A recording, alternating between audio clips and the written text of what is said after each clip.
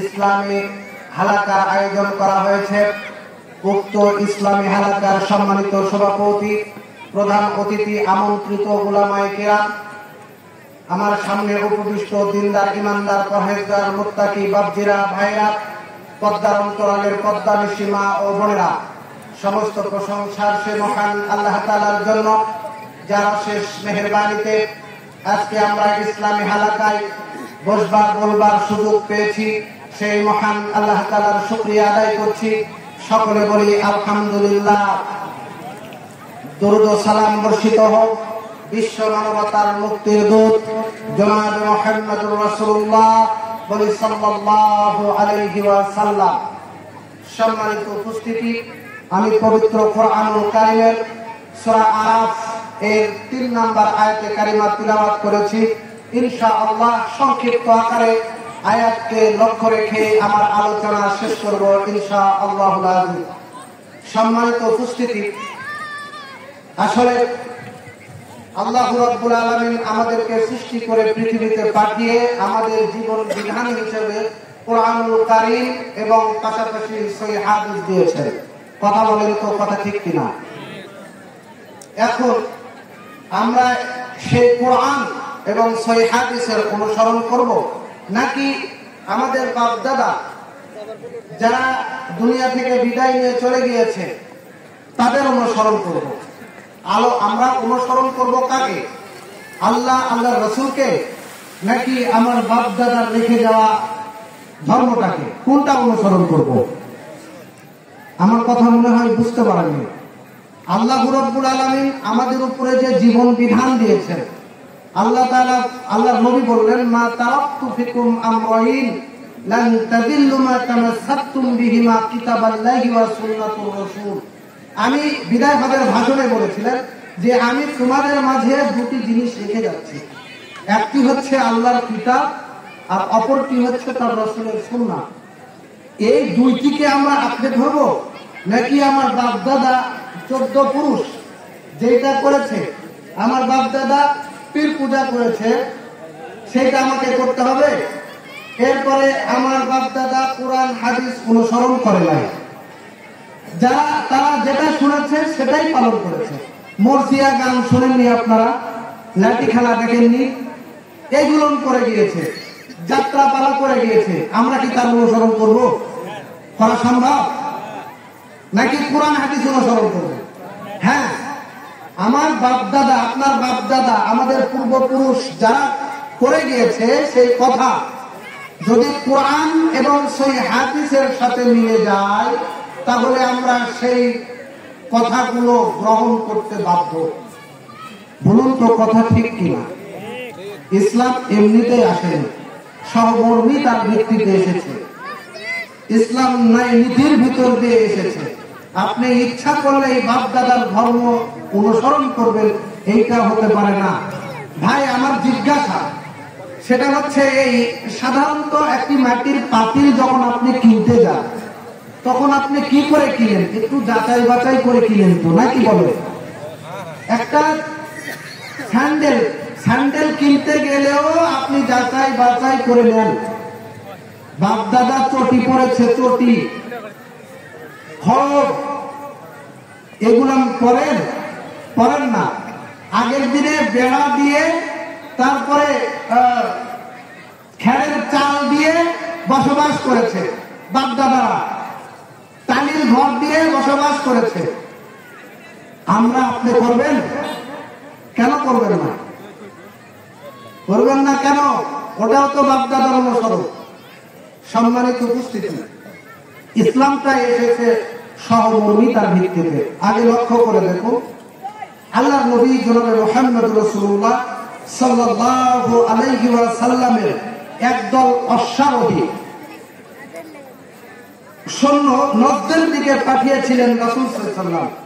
তারা সুমামা ইবনে উসাল নামক একজন ব্যক্তিকে ধরে বন্দী করে নিয়ে এসে মসজিদুন নববীর খুঁটির সাথে বেঁধে রাখলেন। আল্লাহর নবী জনাবে মুহাম্মদুর রাসূলুল্লাহ সাল্লাল্লাহু আলাইহি ওয়াসাল্লাম যে ওই লোকটিকে বলছেন, সুমামা, তুমি কি ইসলাম গ্রহণ করবে নাকি? সুমামা বলছে তাকতুল জাদামিন ওয়া ইন তুলিবালা শাকিরিন ওয়া ইন তুলিদুল মালফাতুত। ইসলাম গ্রহণ করবে মানে যদি আমাকে হত্যা করা হয় তাহলে প্রতিশোধ গ্রহণ করা হবে, যদি আমাকে ছেড়ে দেওয়া হয় তাহলে কৃতজ্ঞতা প্রকাশ করা হবে। আপনি আমাকে ছাড়তে গিয়ে যদি পয়সা চান, মুদ্রা চান, বিনিময়ে প্রদান করা হবে। আল্লাহর নবী কিছু বললেন না, তিনি চলে গেলেন।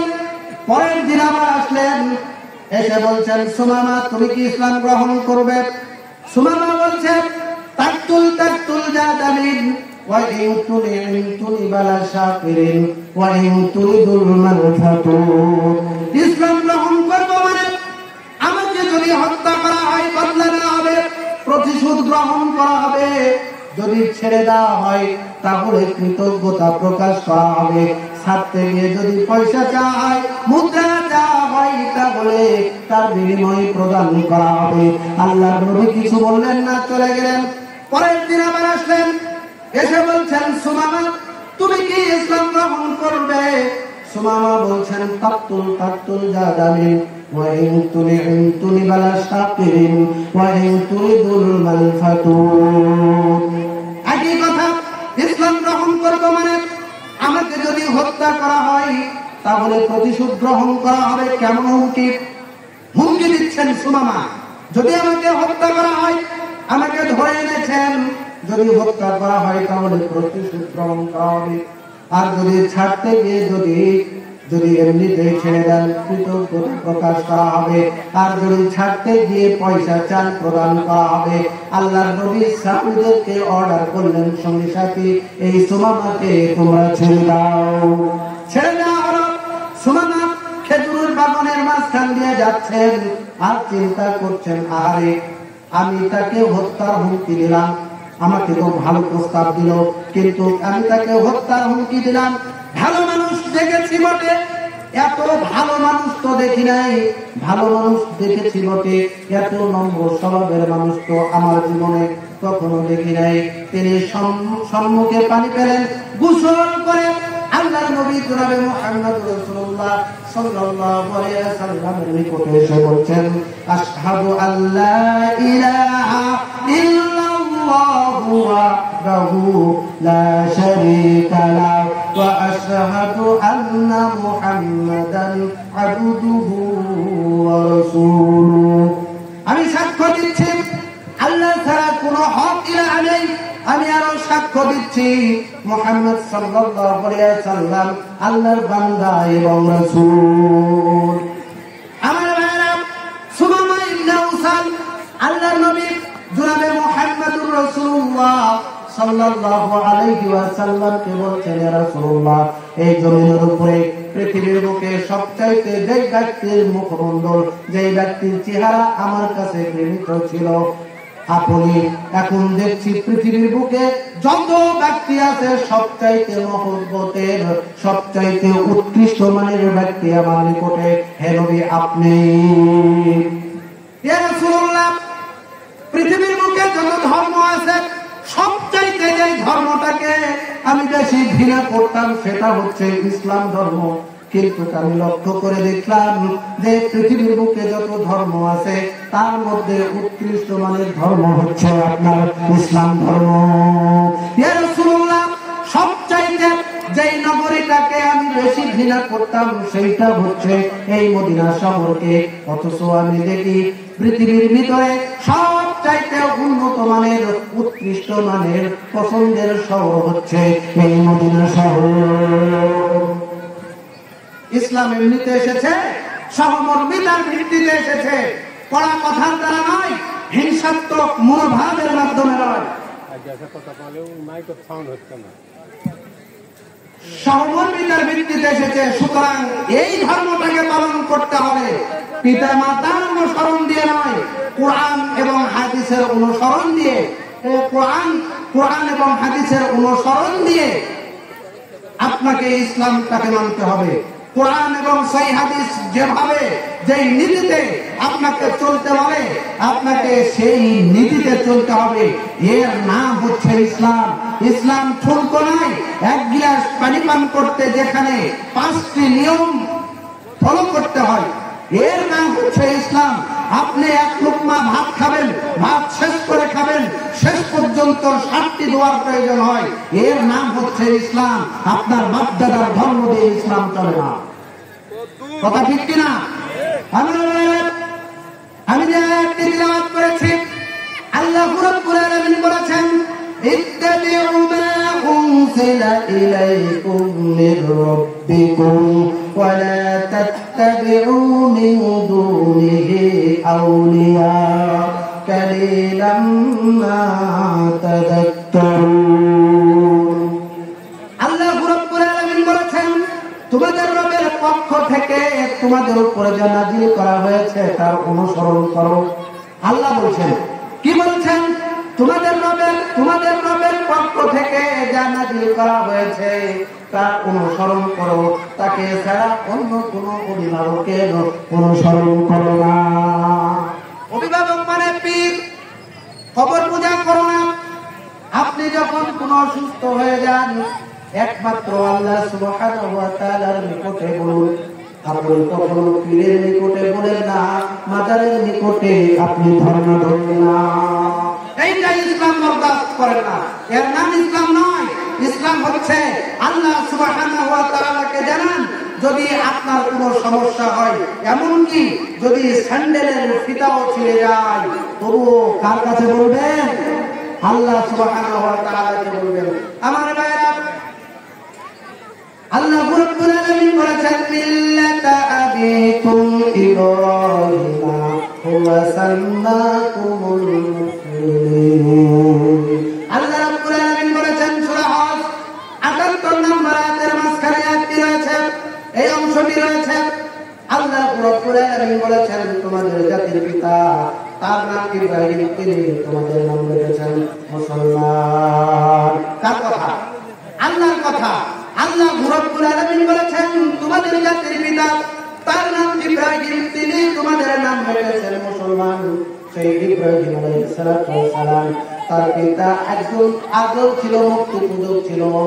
এই মূর্তি পূজক আদর, তিনি নিজের হাতে মূর্তি তৈরি করতেন, কাদা নিয়ে এসে কাদামাটি সেনে তিনি মূর্তি তৈরি করতেন। শুধু মূর্তি তৈরি করে ক্ষান্ত থাকতেন না, ক্ষান্ত যেতেন না, তিনি মূর্তিকে বাজারে বিক্রি করতেন। এরপরে মূর্তির নিকটে নিজের মাথাটা নত করতেন, মূর্তির নিকটে মাথা নত করতেন, মূর্তিকে সেজদা করতেন, মূর্তিকে পূজা করতেন।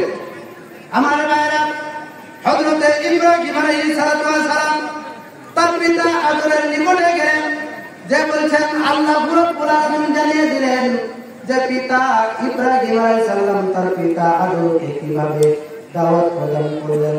আল্লাহ রাব্বুল আলামিন সুন্দর করে সেই কথাগুলো কোরআনুল কারীমের ভিতরে যোগ করে বলেছেন। আল্লাহ রাব্বুল আলামিন স্মরণ করিয়ে দিলেন, ওয়া ইয ক্বালা ইব্রাহিমু লিআবিহি আতাত্তাখিযু আসনামা আলিহাতান ইন্নী আরাকা ওয়া কওমাকা ফি দালালিন মুবিন। স্মরণ করে যখন ইব্রাহিম আলাইহিস সালাম তার পিতা আদরকে বললেন, হে আমার পিতা, আপনি এই মূর্তিগুলোকে ইলাহ রূপে গ্রহণ করেছেন নাকি? ইব্রাহিম আলাইহিস সালাম তার পিতা আদরকে বলছেন, হে আমার পিতা, এই মূর্তিগুলোকে কি আপনি ইলাহ রূপে গ্রহণ করেছেন, প্রভু হিসেবে গ্রহণ করেছেন নাকি? যদি করে থাকেন তাহলে আমি দেখতে পাচ্ছি আপনাকে আর আপনার সম্প্রদায়কে স্পষ্ট ভ্রান্তির ভিতরে, আপনি যে স্পষ্ট ভ্রান্তির ভিতরে রয়েছেন এইটা আমি স্পষ্ট দেখতে পাচ্ছি। ইব্রাহিম ইচ্ছা করলে তার পিতা আদরের সঙ্গ নিতে পারতেন না, কেন নিলেন না?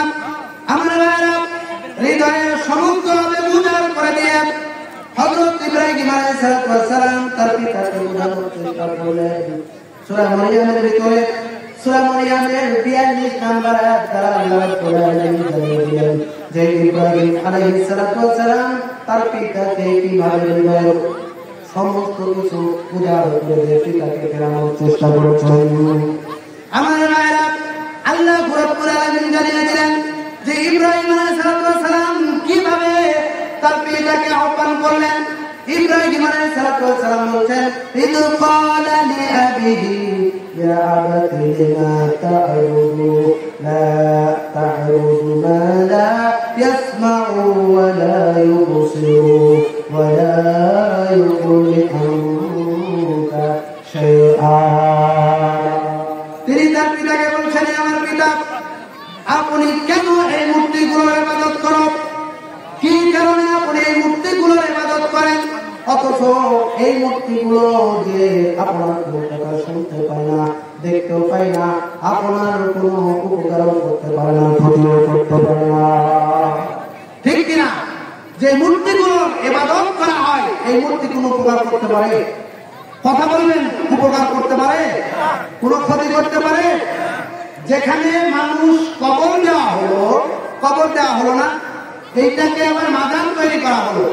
যে পাগলেরা ওই মাজারে যে সেজদা দেয়, কপাল চাপড়ায়, কপাল ঠেকায়, তার নিকটে মানত করে, বলুন তো ওই কবরে যে শুয়ে আছে ও, আর মাটির উপরে মূর্তি তৈরি করে তার নিকটে সেজদা করছে, এই দুয়ের মধ্যে কোনো পার্থক্য আছে কি? বলুন, একটু কথা বলবেন, আছে কি? আমার ভাইয়েরা, যখন পাকিস্তান এবং ভারতের মধ্যে ভাগাভাগি হয়ে গেল, কাশ্মীর নিয়ে ভাগাভাগি হয়ে গেল, তখন পণ্ডিত জওহরলাল নেহেরু তিনি একটা কথা বলেছিলেন যে কি কারণে পাকিস্তান এবং ভারতের ভিতরে, পাকিস্তান এবং বাংলাদেশ এবং পাকিস্তান ভারতের ভিতরে ভাগাভাগি হতে হবে, পাকিস্তান এবং ভারতের ভিতরে ভাগাভাগি হতে হবে। কেন ভাগাভাগি হতে হবে? আমি তো বুঝতে পারি না কি কারণে ভাগাভাগি হতে হবে। কারণ মুসলমান এবং হিন্দুর মধ্যে তো কোনো তফাৎ দেখতে পায় না, কোনো তফাৎ দেখতে পায় না। কারণ তারা মুসলমানেরা মাটির মধ্যে পুঁতে রেখে তার সেজদা করে, আর হিন্দু যারা তারা মাটির উপরে মূর্তি তৈরি করে পূজা করে। বলুন তো কথা ঠিক কিনা? তাহলে আমরা তো পার্থক্য দেখতে পাই না। তো আপনি কিসের মুসলমান? যে আপনি একজন মুসলমান, আপনি কবরের নিকটে যে, মাজারের নিকটে যে, পীরের নিকটে যে আপনি মানত করেন, আপনি আগে দেখেন আপনি মুসলমান আছেন কিনা। আপনাকে আগে দেখতে হবে যে আপনি মুসলমান আছেন কিনা। শুধু নামদারি মুসলমান থাকতে পারেন, আল্লাহর খাতায় আপনার নাম মুসলমান এইটা থাকতে পারে না। আমার মায়েরা, এইবারে দেখুন ইব্রাহিম আলাইহিস সালাম তার পিতাকে বলছেন, ইয়া আবাতি ইন্নী ক্বাদ জাআনি মিনাল ইলমি মা লাম ইয়াতিকা ফাত্তাবি'নি আহদিকা সিরাতান সাওয়্যা। হে আমার পিতা, আমার কাছে এমন একটি জ্ঞান এসেছে যা আপনার নিকটে আসে নাই। কে বলছেন? ইব্রাহিম বলছেন, আমার পিতা, আমার নিকটে এমন একটি জ্ঞান এসেছে যা আপনার নিকটে আসে নাই, সুতরাং আমার অনুসরণ করুন, আমি আপনাকে সঠিক পথ দেখাবো। ইব্রাহিম আলাইহিস সালাম বলছেন যে আমার নিকটে এমন একটি জ্ঞান এসেছে, এই জ্ঞানটা যদি আপনি অনুসরণ করেন তাহলে আপনি সঠিক পথ পাবেন। আমার ভাইরা, কোন কথা আপনাদেরকে জানাতে চাই, আপনি যদি কোরআন এবং সহিহ হাদিসে অনুসরণ করেন তাহলে আপনি কখনো পথভ্রষ্ট হওয়ার সম্ভাবনা থাকবে না। আপনি যদি পিতামাতার কথাকে অনুসরণ করেন, আপনি যদি বড় হুজুরের কথা অনুসরণ করেন, আপনি যদি বাইতুল মুকাররমের হুজুরের কথা, হুজুরকে দেখিয়ে যদি অনুসরণ করেন, আপনি যদি অধিকাংশ মানুষকে অনুসরণ করেন, তাহলে আল্লাহর ভাষায় অবশ্যই আপনি পথভ্রষ্ট হয়ে যাবেন। আপনি কখনো ঠিক থাকতে পারবেন না, আপনি পথভ্রষ্ট হবেন। আমার ভাইয়েরা, ইব্রাহিম আলাইহিস সালাম তার পিতা আদরকে যখন এইভাবে একের পর এক যখন তিনি ইসলামের দিকে দাওয়াত দেওয়া হচ্ছে, আল্লাহর দিকে আহ্বান করা হচ্ছে, তখন আদর সন্তান ইব্রাহিমকে কঠিন হুঁশিয়ারি দিয়ে বলছেন, কি বলছেন লক্ষ্য করে দেখুন, ফালা আরাগিবা আন আলিহাতা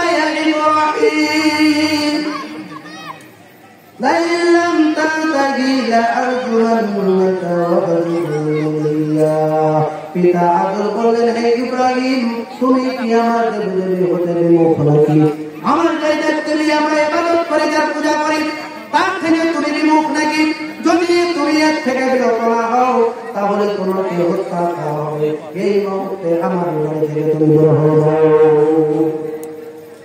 ইব্রাহিম যদি তার পিতাকে অনুসরণ করতেন, তার পিতার অনুকরণ করতেন, তার পিতা যেভাবে চলেছে সেইভাবে যদি চলতেন, তাহলে ইব্রাহিম আলাইহিস সালাতু ওয়াস সালামকে কোশ্চেন কালে অগ্নির ভিতরে নিক্ষেপ হতো না, বাড়িও ছাড়তে হতো না।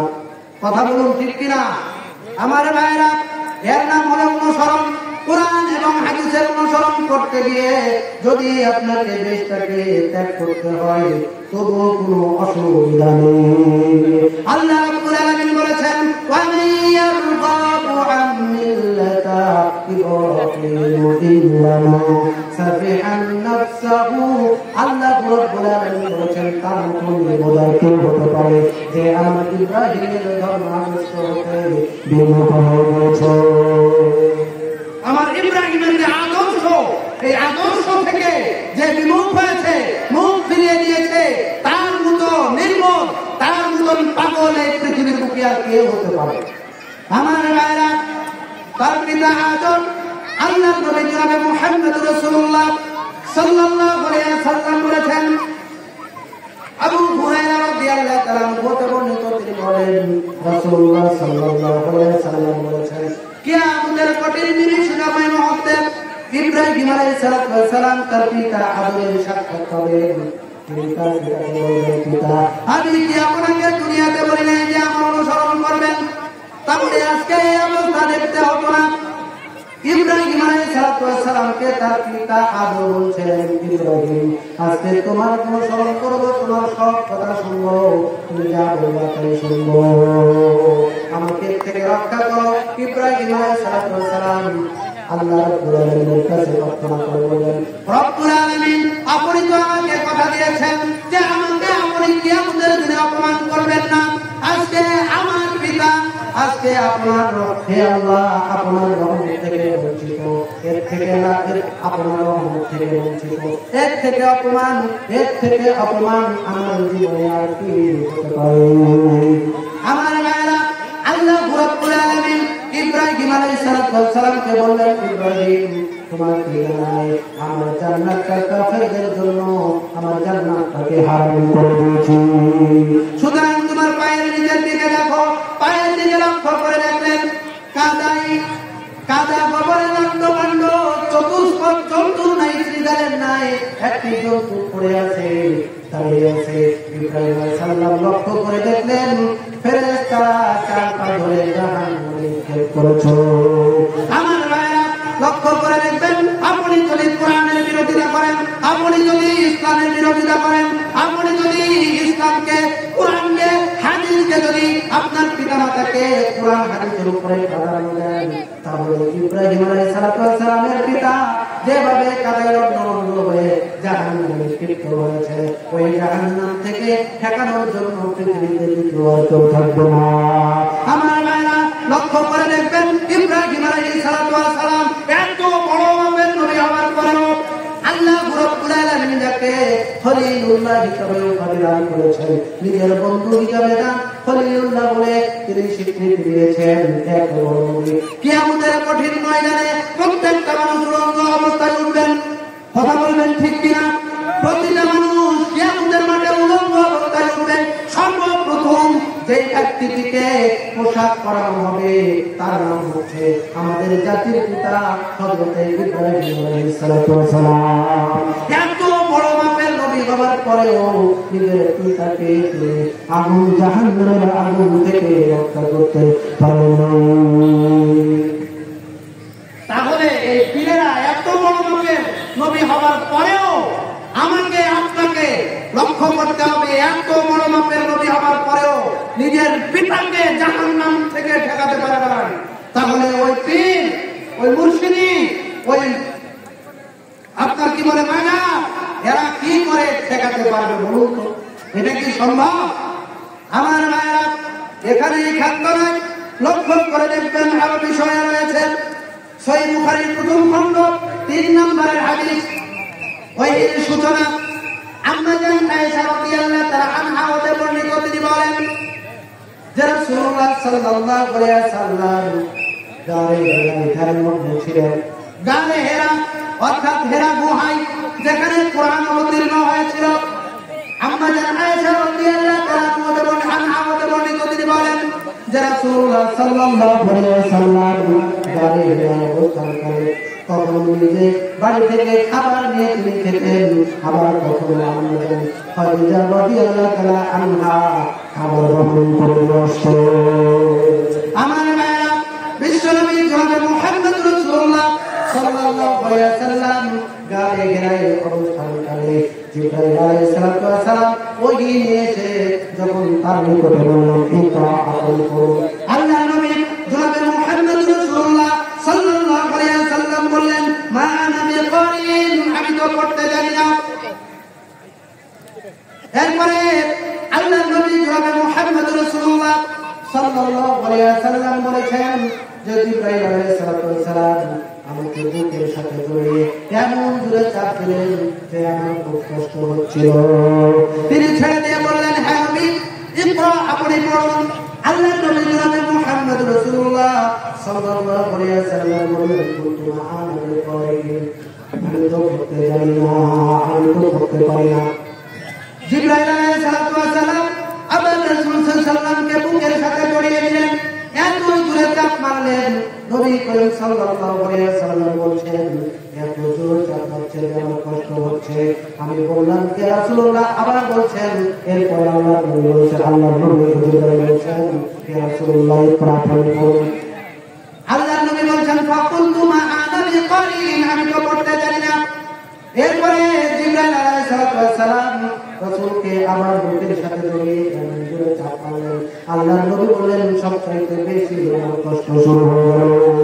এরপরে ছেড়ে দিয়ে বলছেন, ইকরা বিসমি রাব্বিকাল্লাযী খালাক, খালাকাল ইনসানা মিন আলাক, ইকরা ওয়া রাব্বুকাল আকরাম আল্লাযী আল্লামা বিল কলম। 5টি আয়াত অবতীর্ণ হয়ে গেল।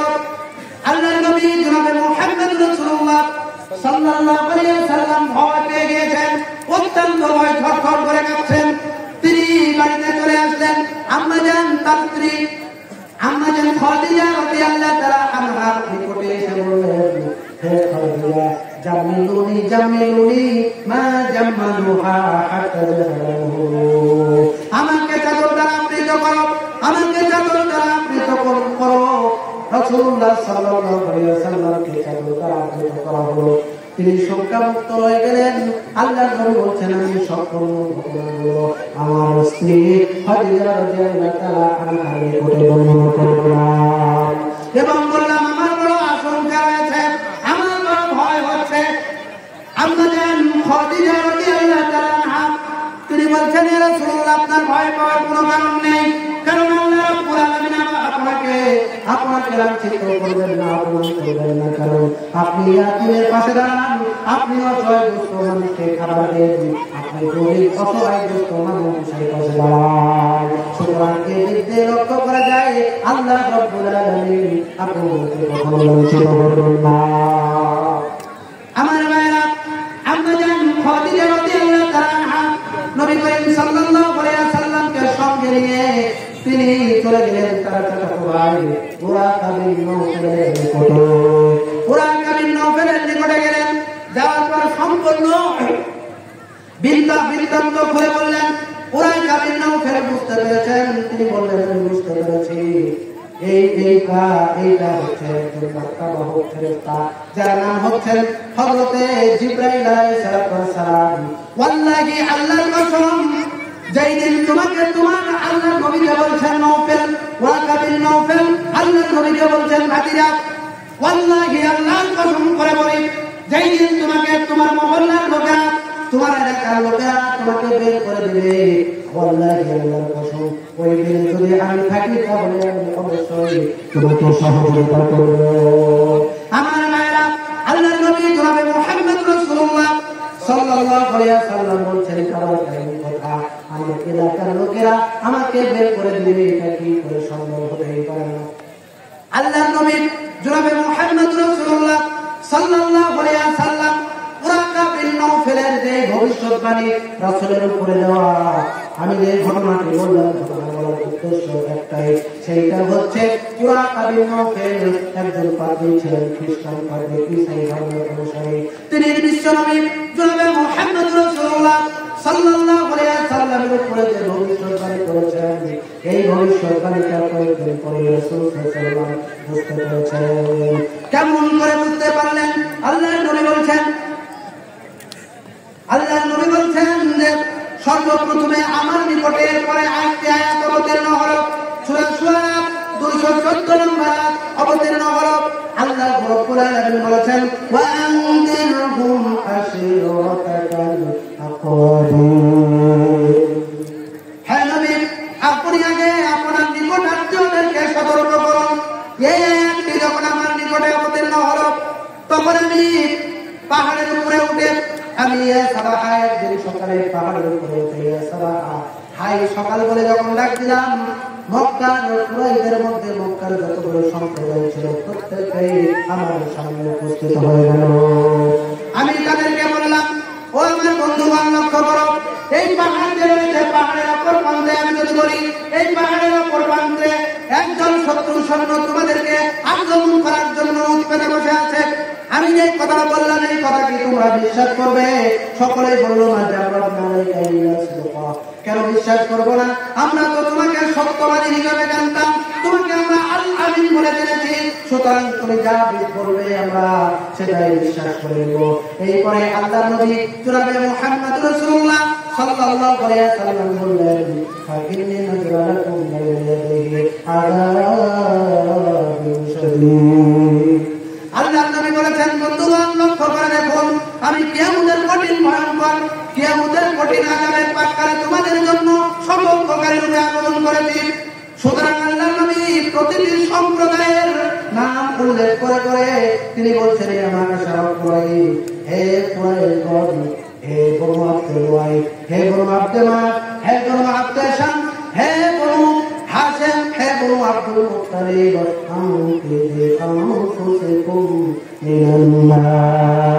তোমরা নিজেদেরকে জাহান্নাম থেকে রক্ষা করো।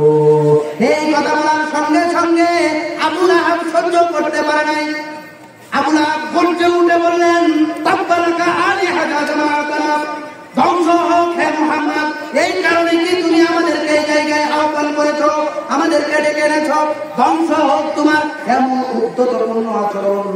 আল্লাহ রাব্বুল আলামিন সহ্য করতে পারলেন না।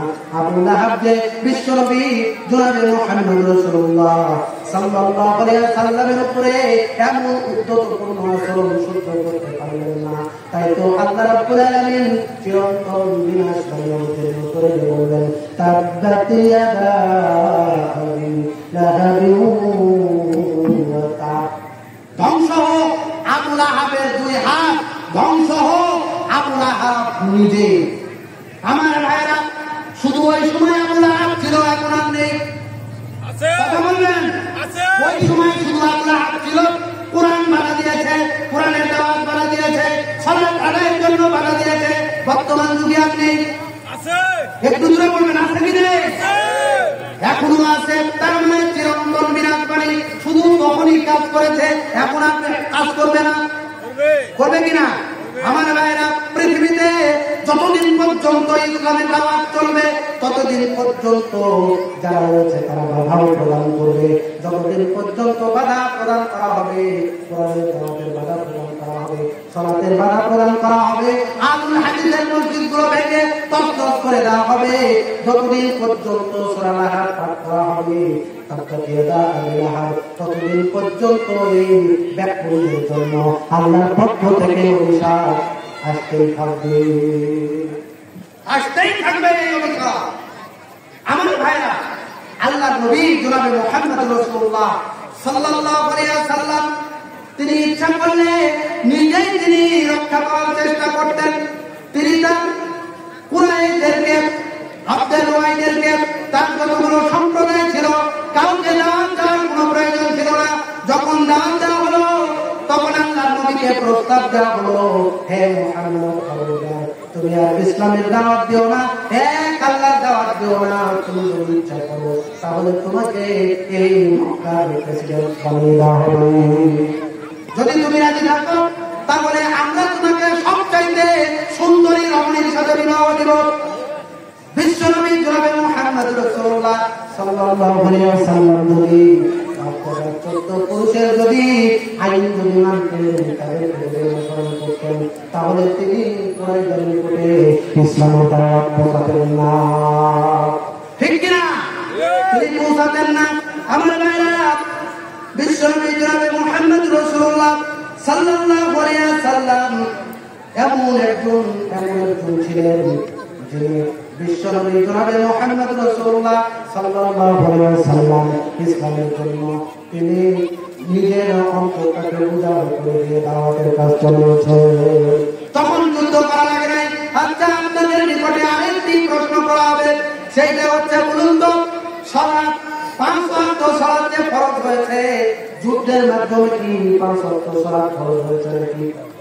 কথা বলবেন। 5 ওয়াক্ত সালাত যে ফরজ হয়েছে